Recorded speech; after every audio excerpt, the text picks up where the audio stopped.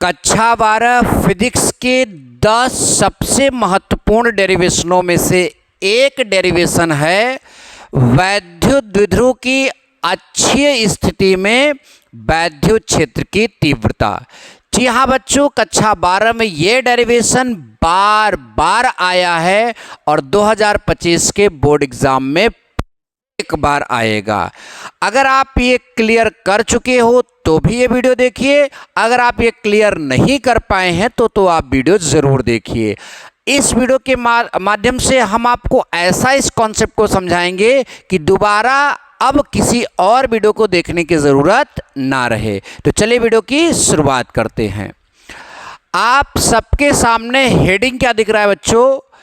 किसी वैद्युत द्विध्रुव की अक्षीय स्थिति में वैद्युत क्षेत्र की तीव्रता। अच्छा बच्चों, हम डायरेक्ट यहाँ से आ जाएंगे तो आपको बातें कम समझ में आएगी।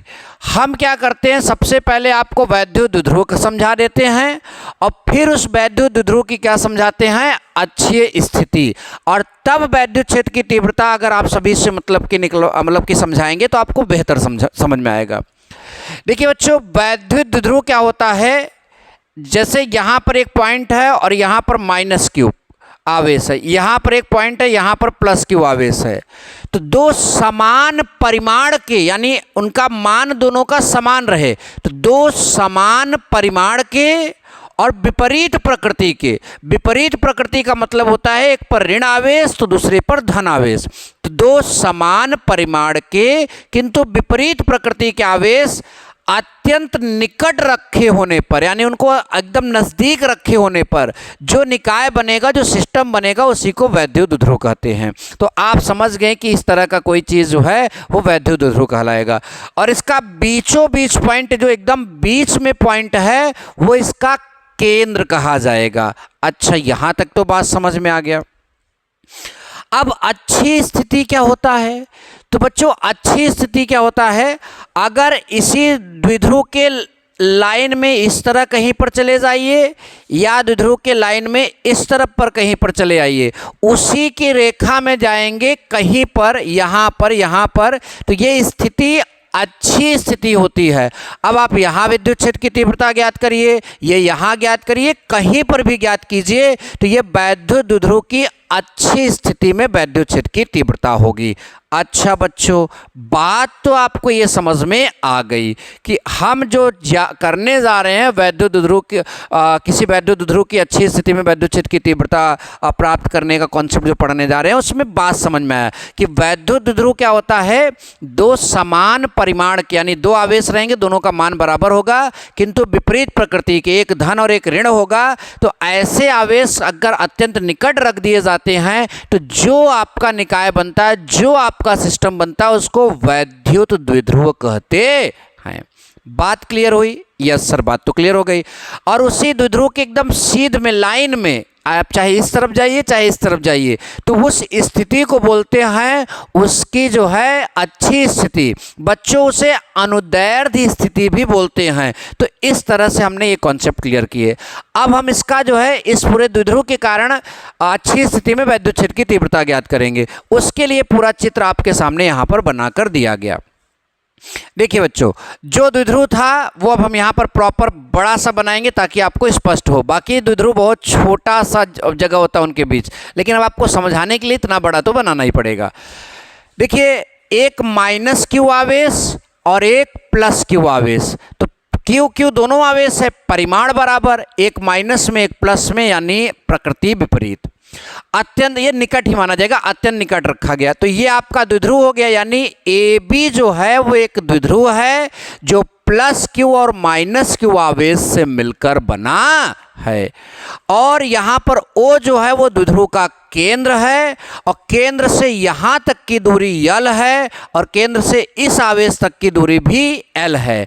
मतलब अभी तक आप सभी ने ये सीखा कि एक जो वैद्युत द्विध्रुव AB है वह दो आवेशों प्लस क्यू और माइनस क्यू से जो है मिलकर बना है, जिनका केंद्र O है।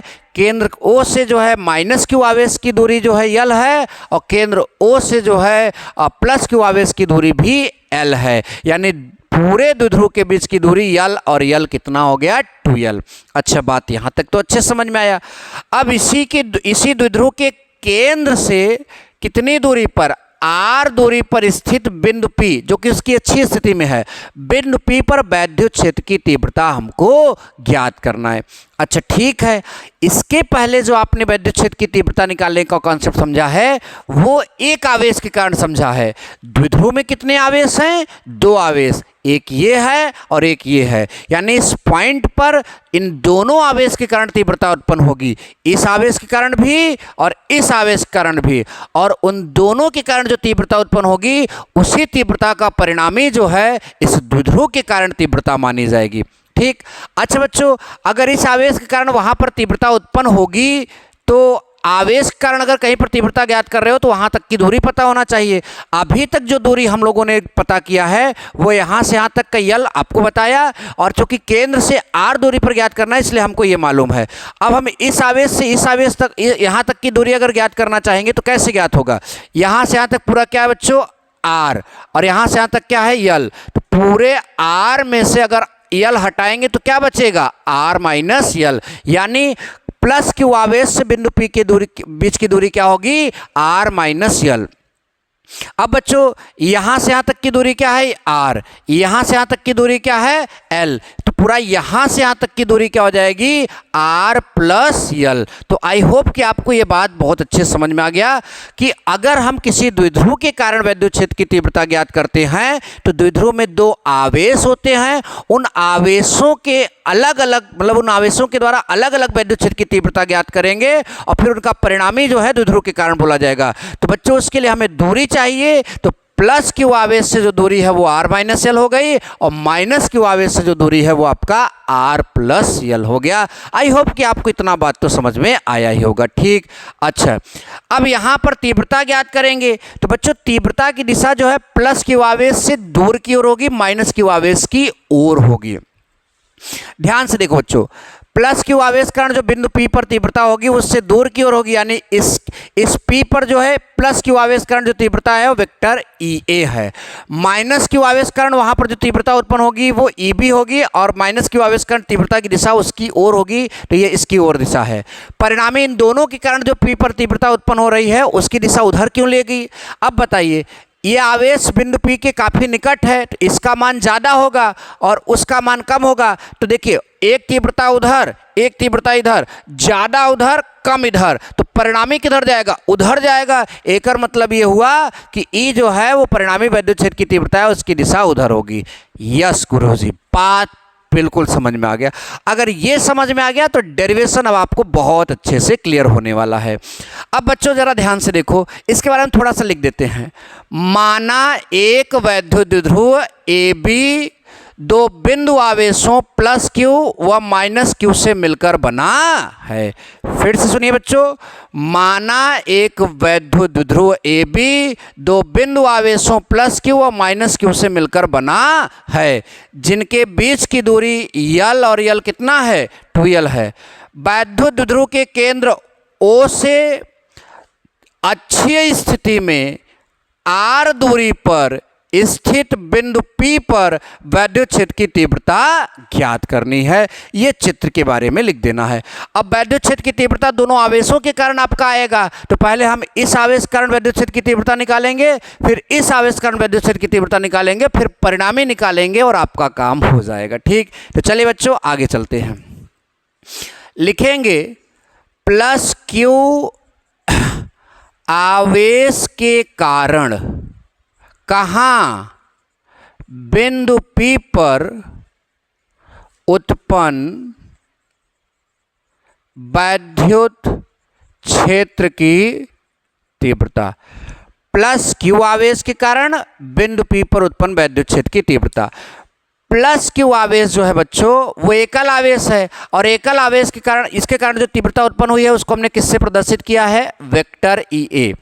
अब बच्चों एकल आवेश कारण जो तीव्रता का फार्मूला होता है पिछले वीडियो में हमने बताया था। एकल आवेश कारण वैद्युत क्षेत्र की तीव्रता आप हमारे चैनल पर जाकर देख सकते हैं उसको भी। ठीक, तो इसका फार्मूला है 1/4 पाई एप्सिलॉन 0 इंटू आपका वो आवेश जो आपका एकल आवेश है बटा उस आवेश से वहाँ तक की दूरी, तो ए से पी तक की दूरी क्या हो जाएगी, ए पी का स्क्वायर।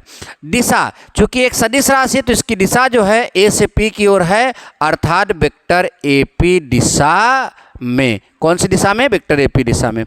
बच्चों इसको थोड़ा और सॉल्व करते हैं तो vector E A is equal to लिखते हैं 1/4 पाई एप्सिलॉन 0 इंटू क्यू बटा ए से पी तक की दूरी आपकी क्या है, आर माइनस यल का होल स्क्वायर, और दिशा तो आपको पता ही है।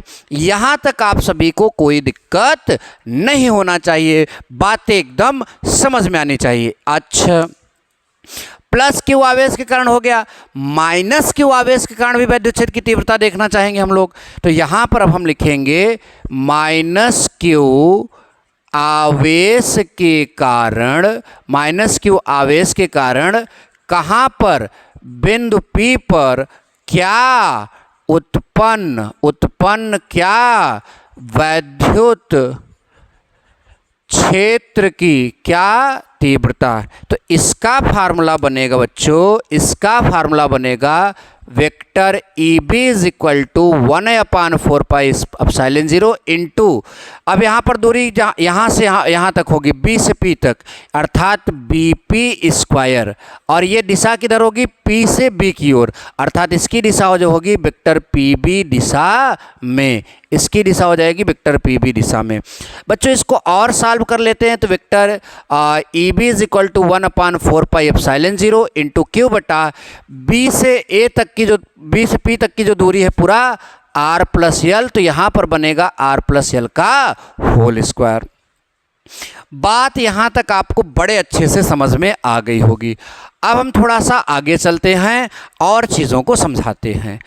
अब बच्चों आपको हमने बताया कि ये इधर दिशा है, तो यहां पर हम लिखेंगे चूंकि वेक्टर E1 वेक्टर EA व वेक्टर EB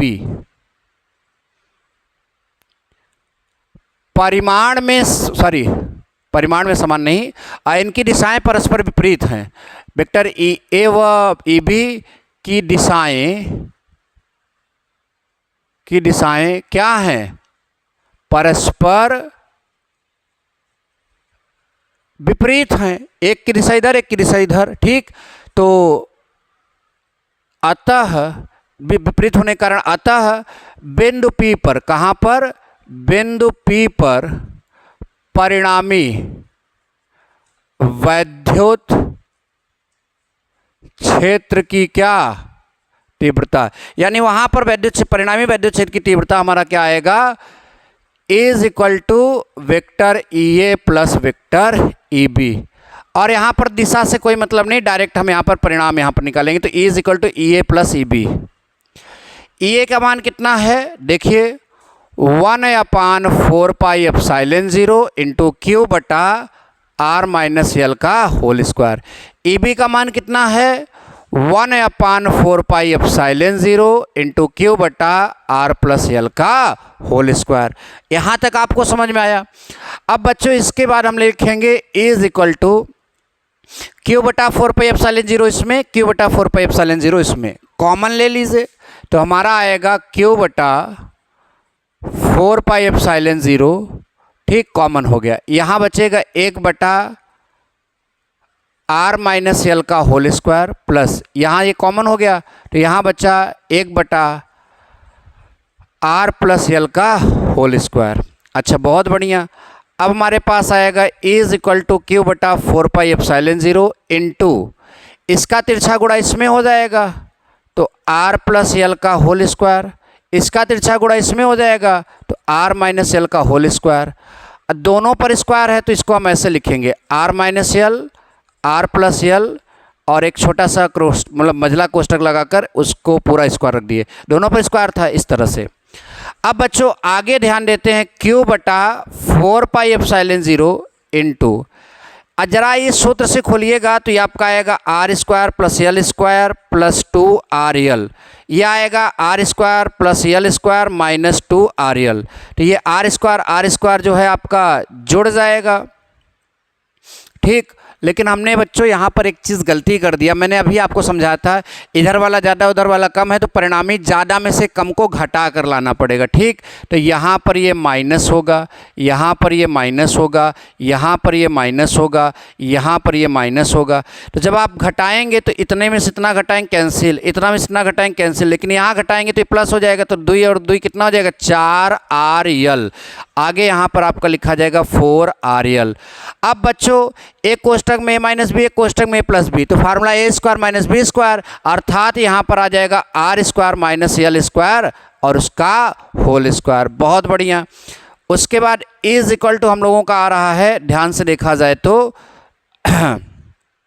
हाँ, यहाँ पर एक चीज़ करेंगे, चूँकि यल जो है वो छोटा है किससे, यल जो है वो छोटा है किससे, आर से।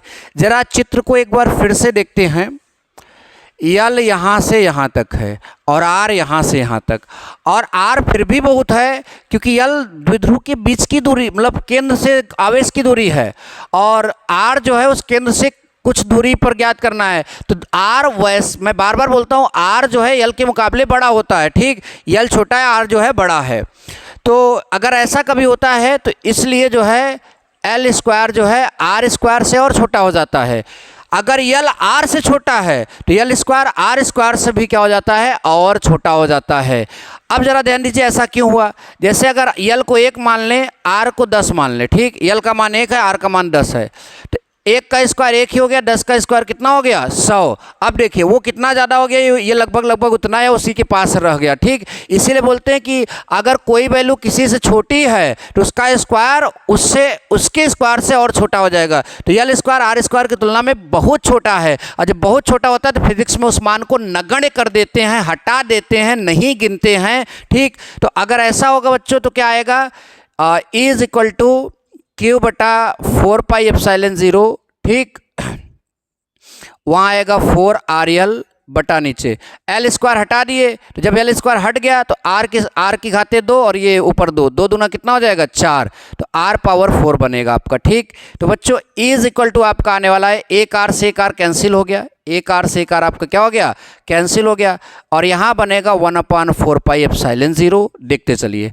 फिर हम लिखेंगे 2 × 4 का 2 लिख दिए, और फिर उसके बाद क्यू लिखते हैं, और जो 2 इसका बचा है वो यल के साथ रख लेते हैं। ठीक, ऐसा हम जानबूझकर कर रहे हैं, और एक आर से एक आर कैंसिल हो गया, इसलिए नीचे आर क्यूब आया। अच्छा, यहाँ तक आप सभी को बातें बड़े अच्छे से समझ में आई। अब बच्चों इसके बाद जरा ध्यान दीजिए, हमको पता है कि Q × 2L बराबर P मतलब द्विध्रुव आघूर्ण, यहाँ केवल आघूर्ण लिख रहा हूँ, आप समझिएगा। Q × 2L is equal to क्या होता है, P, और P का मतलब होता है द्विध्रुव आघूर्ण। अगर द्विध्रुव आघूर्ण है तो इसलिए हम यहाँ पर लिखेंगे इज इक्वल टू 1/4πε0, और इसकी जगह क्या रख देंगे P, और 2 पहले से था तो 2P/r³। यही सूत्र आपसे सिद्ध करने के लिए कहा गया था। एक बार हम पूर्णतः रिवीजन फिर से करा देते हैं, जल्दी से सुनिएगा, ध्यान से देखिएगा। ठीक, हमने क्या लिखा है यहाँ पर, माना एक वैद्युत ध्रुव ए बी 2 बिंदु आवेशों प्लस व माइनस क्यू से मिलकर बना है, जिनके बीच की दूरी 2L, कैसे, यल और यल 2L है। वैद्युत ध्रुव के केंद्र O से कितनी दूरी पर, R दूरी पर, किस स्थिति में, अच्छी स्थिति में, कहाँ पर, बिंदु P पर, जो स्थित बिंदु P पर क्या ज्ञात करना है, वैद्युत क्षेत्र की तीव्रता ज्ञात करना है। मैंने पहले भी बताया था, मैं अब भी बता रहा हूँ, मैं आगे भी बताता रहूँगा कि अगर द्विध्रुव के कारण आपको जो है कुछ ज्ञात करना होता है तो उसके दोनों आवेशों के कारण अलग अलग ज्ञात करिए। तो इस प्लस क्यू आवेश के कारण बिंदु P पर उत्पन्न जो है वैद्युत क्षेत्र की तीव्रता, वो आपका वेक्टर EA है, उसका मान 1/4πε0 इंटू वो आवेश बटा यहाँ से वहाँ तक की दूरी AP का स्क्वायर, दिशा वेक्टर A से P की दिशा में। ठीक, तो ये वही चीज़ है, Q भी वही है, A से P का जो दूरी था वो R-L, तो उसका होल स्क्वायर कर दिए। फिर माइनस Q आवेश के कारण भी वहीं पर वैद्युत क्षेत्र की तीव्रता ज्ञात करेंगे, सब कुछ वैसे रहेगा। इसमें A से P तक था तो AP स्क्वायर, वहाँ B से P तक है तो BP स्क्वायर, इसकी दिशा AP दिशा में तो इसकी दिशा PB दिशा में है, तो ये वेक्टर PB दिशा में वैल्यू रखेंगे तो यहाँ से यहाँ तक की दूरी जो है आपका क्या है R+L का, मतलब R+L रहेगा और होल स्क्वायर तो पहले से ही है। अब चूंकि बच्चों हमने पहले भी समझाया था शुरू में कि इसकी दिशा इधर, इसकी दिशा इधर, अगर दोनों की दिशा अलग अलग है तो परिणामी इधर आएगा क्योंकि इधर वाला वैल्यू ज़्यादा है। तो चूंकि वेक्टर EA और EB की दिशाएं परस्पर विपरीत हैं, तो बिंदु P पर परिणामी विद्युत क्षेत्र की तीव्रता जो E होगा उसका मान बड़े मान से छोटा मान घटाकर निकालेंगे। तो E की जगह E, इसका वैल्यू वहाँ से ला कर रख दिए, इसका भी वैल्यू वहाँ से ला कर रख दिए। इसमें Q/4πε0 था, फिर बचेगा क्या 1/r-l का होल स्क्वायर, इसमें भी था, ये कॉमन हो गया, बचेगा 1/r+l का होल स्क्वायर। ये वही चीज़ है, इसका तिरछा गुणा करेंगे, इसका भी तिरछा गुणा करेंगे, इन दोनों पर स्क्वायर था, मतलब ब्रैकेट लगाकर स्क्वायर कर दिए और ये आपका यहाँ पर इतना आया। ये वही चीज़ है। अब इसका फार्मूला खोलोगे, इसका फार्मूला खोलोगे, कटने के बाद 4rl आएगा और ये स्क्वायर ऊपर रहेगा, r-l और r+l का एक फार्मूला बनेगा r² - l²।